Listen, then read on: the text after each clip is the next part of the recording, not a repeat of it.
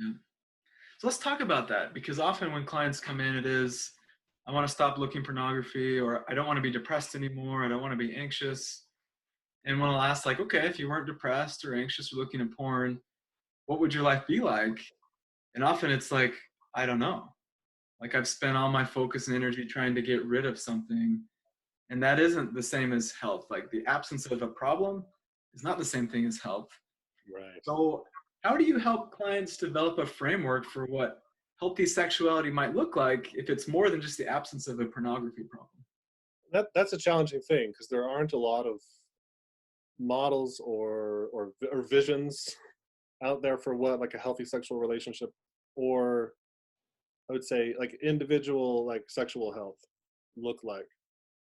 Some people have a pretty strong vision of what like like if they believe in like monogamous marriage, like a lot of religious people do, and myself, like they have an idea for what sexual health might look like as a couple in a marriage.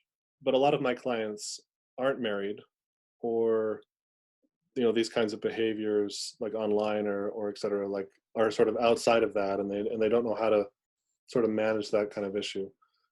So like what their individual sort of definition of sexual health is, they really don't know, or Yeah. what is sexual health anyway, is a big thing. um, there's a definition that I like. It says sexual health is a state of physical, mental, and social well-being in relation to sexuality.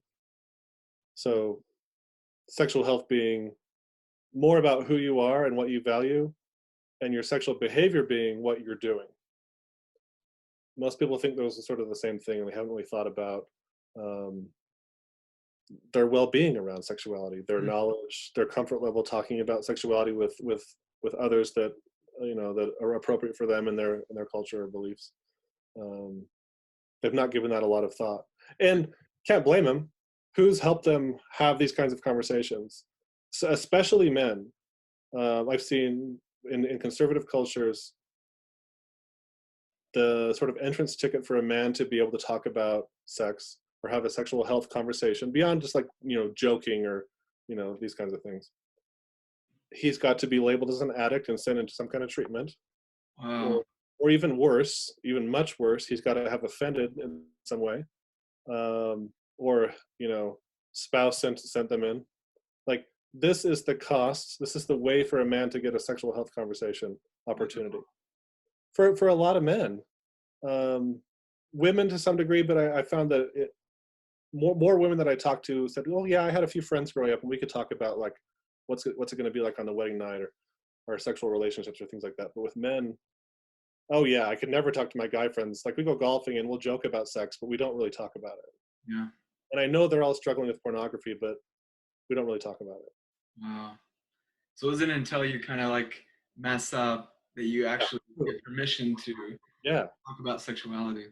The guys that are having these kinds of conversations are the ones who have been in like Sex Addicts Anonymous, or like a group like mine, which is a little bit different. But those are the ones who are talking about it, and they're saying, "Hey, I want to talk to my guy friends about this."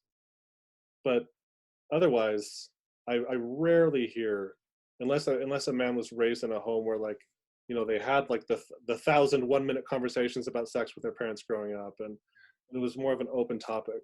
Otherwise, there's nothing. There's some humor. They watch some funny movies together. Yep. They have sex related jokes, and that's the extent of their sexual health conversations. Wow. And then pornography online and sexual imagery online, which everybody agrees, whether they're however, whatever they think about pornography and the ethics or the morals of it, it's a horrible educator. Yeah. uh, the media, like movies in general, like you could just say take like a TV show like Friends or whatever, this is not good sex education. No. um, but that's where they're getting it.